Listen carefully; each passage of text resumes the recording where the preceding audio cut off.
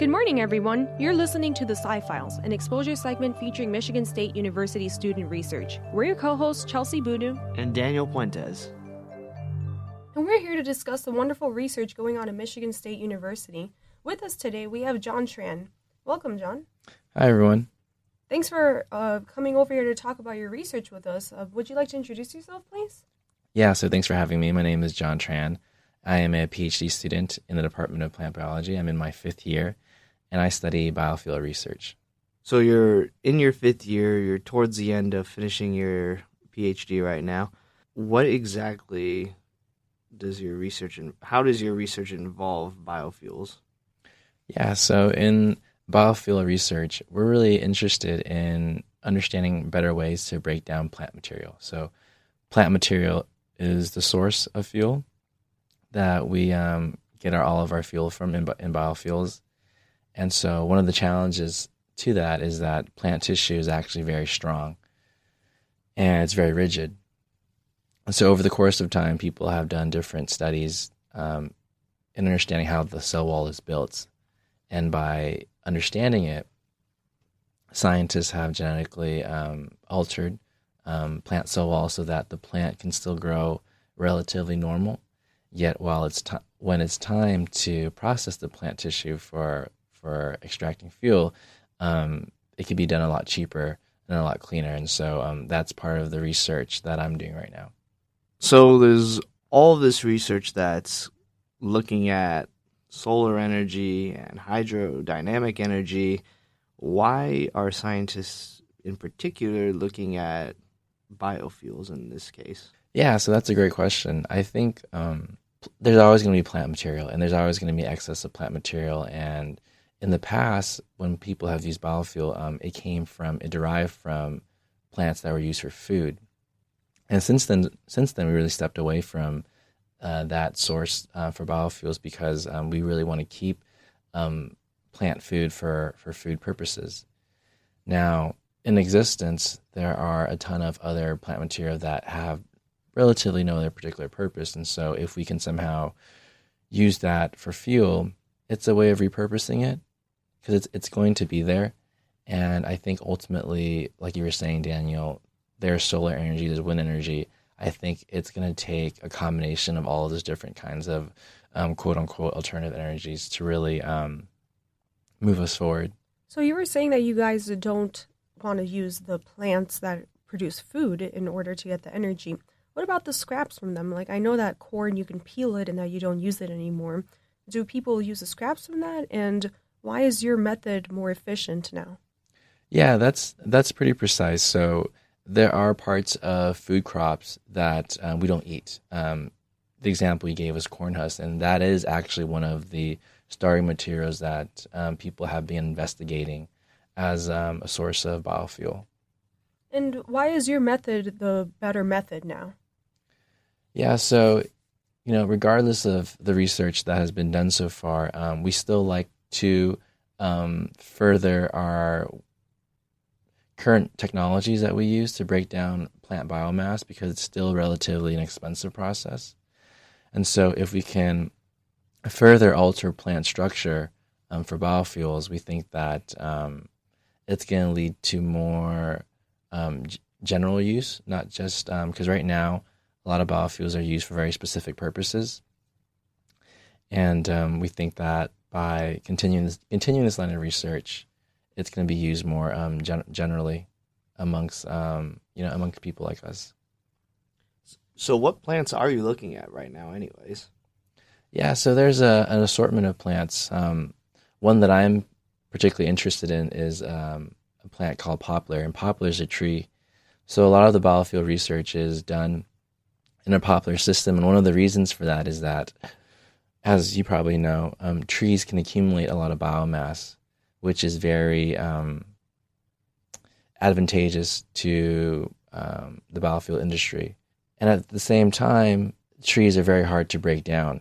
So that also gives us that challenge that I was referring to before. But one of the nice things about poplar is that it can grow relatively faster than the average tree that you may see while you're walking outside. And so the combination of the tree growing very fast and its ability to accumulate biomass. And previous genetic studies that have been done in poplar, we think that it's a good system.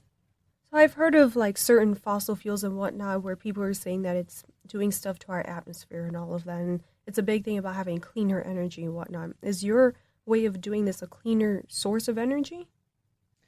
Yeah. One of the advantages of biofuel is that it comes from plants that are on the ground. And so as plants undergo their natural processes, such as photosynthesis, they're doing that by fixing carbon. And so plants have the ability to take carbon out of the air and then transform it into the carbon that it used for its own growth and development. That is opposed to fossil fuels, where we are taking carbon from beneath the surface, and then we're reintroducing that carbon into the air. And so that's how we get an accumulation of different greenhouse gases, not just only carbon. We believe, and there's going to be more studies that have to go into this to really do the math and the economics of it. But because plants capture carbon and then we burn that carbon, we consider that to be a neutral carbon. So that's a new term I haven't heard of before. Neutral carbon. Is that where the emission of carbon is zeroed out from the use of it in the first place? Effectively, yes. So it's going to be the same carbon that was already in the air being reintroduced back into the air once the plant is burned. So that's considered neutral. The caveat to that is there is going to be carbon being used to, of course, collect that plant material, to harvest it, to process it. So that's a separate process. John, you're heading towards the end of your doctorate now. That must mean that you're relatively close to an idea of what your result will be for your thesis. How does your result impact today's everyday world, and why is it important? In my thesis, I'm really interested in identifying a particular gene that's going to help us understand how the plant cell wall is built. One of the reasons why I'm really interested in that is because the cell wall is what gives plants its structure and also the rigidity to grow upwards, right? So it's pretty much the plant skeleton. And in that same vein, that cell wall makes it very hard for biofuels to be made because the plant biomass is relatively strong. One of the reasons that the plant cell wall is strong is due to a molecule. And this molecule, one of the things we don't understand about it is really how the building blocks are assembled to make it. And so in my research, I have been doing a lot of work in identifying what this gene could be. Should a gene be responsible for this process in the first place? And at the moment, it looks like we're able to identify one gene that we're currently working on understanding. So we're still very much in the process of doing this investigation. But based on the data that we've seen so far, it looks like it is responsible for the plant structural system. John, what I'm gathering from what you're saying is I'm picturing a wall where you have cement bricks and you have cement connecting it together, kind of like in third grade or whatever, where they were making us create a plant wall. And I remember it was a very rigid structure. The animal cells looked like a circle. The plant wall was like a square. So in my mind, I'm picturing bricks. What you're telling me is that this gene can control basically the amount of cement in it and what's really making it strong like that, from what I'm gathering, so that if you basically don't have the cement in it, you can hit that wall and it'll break down and you can get the fuels a little bit better. Is that kind of, I'm trying to make like an analogy here, but does that kind of sound right? Yeah, that's a great analogy, Chelsie. And I would say the only part that I will kind of reward is that I think this gene is controlling how fast the brick is laid down or how fast the cement is laid down. Because we think that if we can control this gene from laying down the cement, we can perhaps do so in a way that makes it so it's slower. And if it's slower, then the cell wall can still develop. But when the plant matures, there'll be less of it in there, so that when it comes to breaking it down, not a lot of resources are going to be required to do so. All right, so I think it'd be cheaper and easier after all of that. So, John, does a plant put on its genes in the morning or in the afternoon? You don't have to answer that, John. I think what Danny's trying to say is, what are genes? Because some people that are listening might not even know what genes are. Yeah, so all living organisms have genes, and genes are involved in making the proteins in our cells. And so just as humans have genes that make proteins, plants have genes that make proteins as well. And in my research, there is a model organism, which is a way of saying there is one particular plant that has been studied extensively throughout plant biology. And the name of the plant, which isn't too important, but if you're interested, it's called Arabidopsis thaliana. And one of the interesting things about Arabidopsis thaliana is that it's one of the most well-studied plants in the history of plant biology. Part of that is because we have characterized a lot of the genes involved in Arabidopsis. So whether it's genes that are involved in photosynthesis, genes that are involved in seed germination, people have identified a lot of those genes. That's really interesting. Thanks for explaining the plants and the genes and everything to us. I had a question, though. A lot of people listening don't even know what the process is of getting your PhD and whatnot, and you're about to finish. I was wondering, could you explain what it was like throughout this process and things that you had to go through and what you have to do now to finish and get your PhD? Yeah, that's a good question, Chelsie.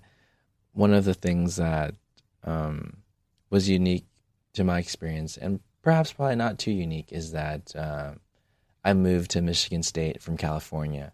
So I went to school, I grew up in California, I did everything in California, and coming here, one of the big adjustments was the weather, right? So things as simple as the weather can provide hurdles on top of the classes and the research. But aside from that, coming to Michigan State Plant Biology Research Program, it's been really great, and some of the other challenges include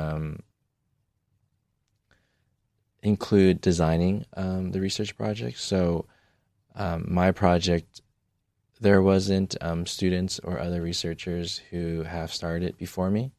And so coming in as a grad student, just starting off and having to start a project, I think those two proved to be difficult and challenging. Nonetheless, I learned a great deal about starting something from scratch. So that was probably the hardest thing. The classes were challenging, but I think at the end of the day, the classes were actually really fun. And so it wasn't too overwhelming. Are you not taking classes anymore? Like, how does it work for you to get your PhD, and how has that timeline been? My first 2 years were dedicated to coursework, and after that, it was just solely dedicated to working in the lab. And what about now? Like, what do you have that you need to do now in order to get your PhD? Yeah, so I have a couple of experiments that are ongoing, and those are going to be the focus of my time during the remaining course of my PhD program. And so I'm looking to finish by next spring, and leading up to that, there are a number of experiments, both that are involve genetics and some that involved biochemistry. And so it'll be a combination of those two types of assays and experiments. So you mentioned your time, and it sounds like it's pretty limited. What do you like to do outside of the laboratory? What activities do you find enjoyable? And yeah. Yeah, one of the greatest advice that I was given before I started grad school by my undergraduate mentor was that whatever it is that you like to do for fun, don't ever stop doing that in grad school, because that's really what's going to help you stay focused, but also stay loose and, stay healthy. And the thing for me growing up was I've always liked to play basketball. Part of it is because there's a physical part to it, but also there's a social aspect to it. And so I played a lot during undergrad, and it was really good for me. And so ever since I started grad school, that was something that I kept up with. And so there are intramural leagues here at Michigan State, both for undergraduate students, graduate students, and staff. And so I've been involved in those kinds of activities. That's awesome. I'm not so great at basketball myself, though, but great for you. I was wondering, are you in any organizations or anything, or is it just the basketball intramurals? One of the organizations that I was involved in and that I started here as a grad student was the Asian Pacific American Graduate Alliance, so we refer to it as APAGA. And so APAGA has been a really cool opportunity for me to meet and network with other graduate students and also students of color and also students who are Asian American. Part of that, why it's important to me, is because coming here to the MSU campus, the Asian American student population is fairly low. And so one thing that I wanted to do was to come up with a space for the students who are here to come together and to develop both as academic scholars, professionals, and students. And so I was the president of APAGA for about a year and a half, and I'm still relatively involved in it now. Of course, I'm not so much involved in it because I am trying to finish my PhD program. The other one that I'm involved in is the American Society of Plant Biology Conviron Scholars Program. So this is a national program for relatively early career people who are doing research in plant biology, so people who fall into the category of undergraduates or graduate students. And this has been a program that's focused on written communication, verbal communication, and just about all the other aspects of professional development. And so that's one that I'm involved in at the moment. It's really cool that you started an organization over here. What was that like when you were in grad school? Yeah, luckily I had the experience of being involved in other student organizations in the past, never in the capacity as president. And so I looked to this as a really great opportunity for me to lead a student organization, being at the forefront of it. And it was good because it really helped me build my skills in facilitating. And again, a lot of the things that I choose to pursue, I hope that it's going to help me for my career goal as a professor. So one of the things that was great about being in APAGA was that I had to be in front of the room.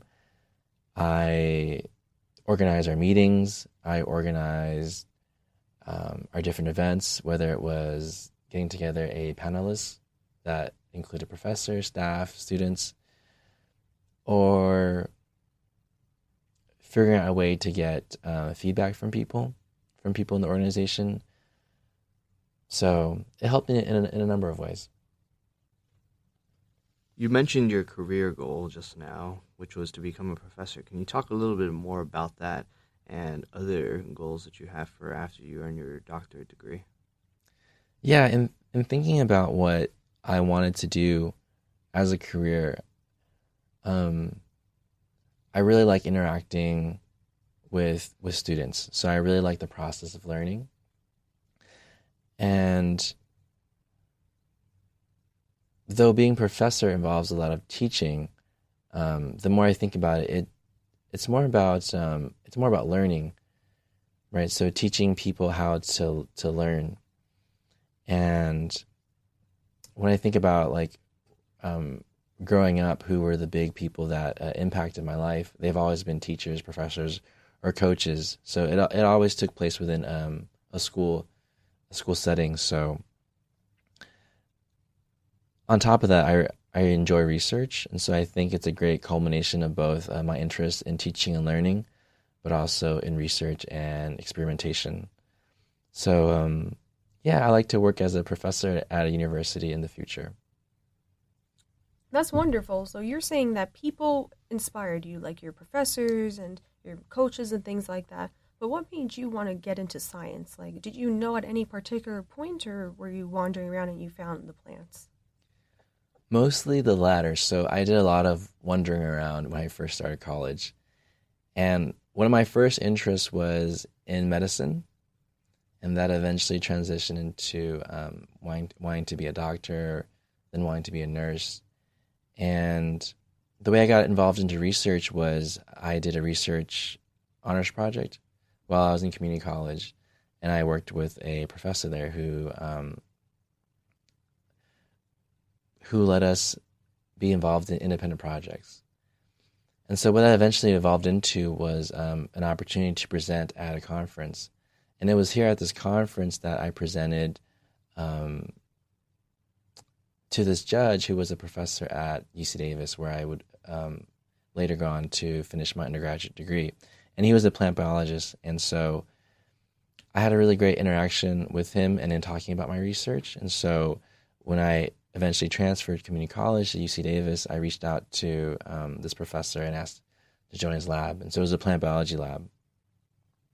So fast forward, I'm working in his lab, and I get a different opportunity to go to this to go to a ASBB conference. And so ASBB is the American Society of Plant Biologists, and so they have their annual meeting.